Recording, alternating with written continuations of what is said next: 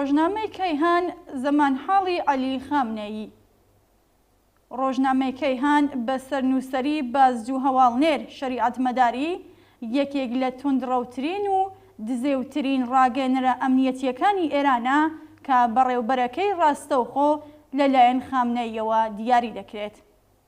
نووسەرەکان و بەرپرسی سەرەکی ئەم ڕۆژنامەیە زیاتر لەوەی کە لە قەوارەی ڕسانەیەکدا دەرکەون بڵێندگۆ و وتەبێژی توندڕەوترین و کۆنەپەرستترین بەشی حاکمیەتی کۆماری ئیسلامین کە ڕاستەوخۆ پەیوەندیان بە بەیتی ڕێبەری عەلی خامنەییەوە هەیە.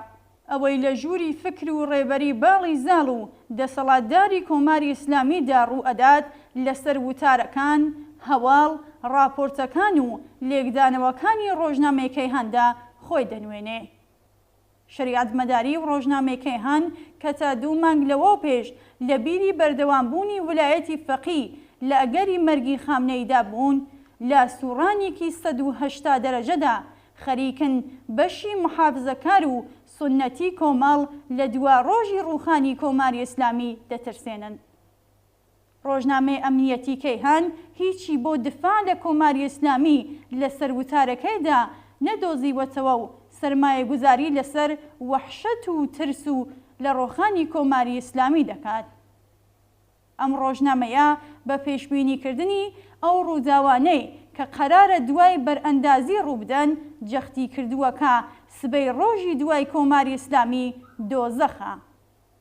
ئەم بڵاوکراوە حکوومەتیە لە درێژەدا بە ئاماژەکردن بە ئاخێزی شۆڕەشگەرانەی خەڵک لە دژی کۆماری ئیسلامی نووسی ئەگەر ئەم تەیفە بگەنە دەسەڵات بە دروشمی حجابی زۆرم لێ لە کۆتاییدا بەرەو بێحجابی زۆرم لێ دەچێت و یەکێک لە ئامانجە سەرەکیەکانیش لەم ئاژاوەیەدا لەتکردنی ئێران و پارچە پارچەکردنی وڵاتەکەمانە.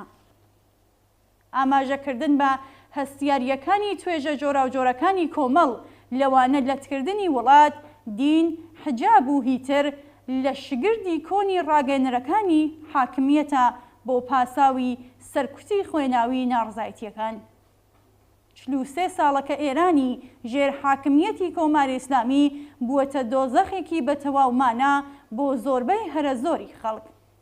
بەڵام ئێستا ڕۆژنامەی کەیهان وای نیشان ئەدات کە گۆیا بارۆدۆخێکی بەهەشت ئاسا لە وڵاتدا لە ئارادایە و بە ڕووخانی کۆماری ئیسلامی دەواازەکانی دۆزەخ بەرەو ڕووی خەڵکدا دەکرێتەوە.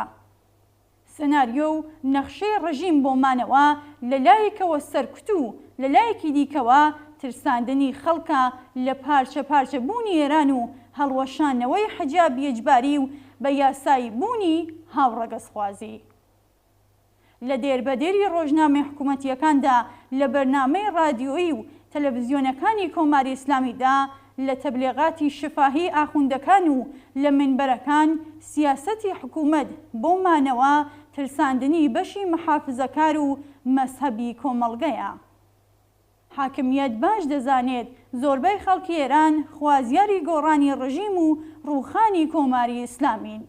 دەسەڵاتداران نیگەرانی هەڵوەرینی توێژی محافزەکار و مەزهەبی سونەتی کۆمەڵ و سیاسەتی ترس لە تازەگەری و نوێبوونەوە لە نێو ئەو بەشەی کۆمەڵدا پەرە پێ ئەدەن.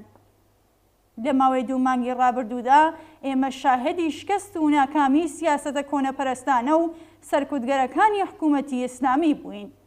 لە مانگەکانی داهاتووشدا لەگەڵ پەرەسەندن و قوڵبوونەوەی خەبات و تێکۆشان شاهدی هەڵوەرینی زیاتری پێگە سونەتیەکانی حکوومەت دەبین و ڕۆژنامەی بەدنێ و ئەمنیەتی کەیهانیش دەبێ وەڵام دەرەوەی تەحریکات و نەفرەت بڵاوکراوەکانی لە دژ خەڵک بێت.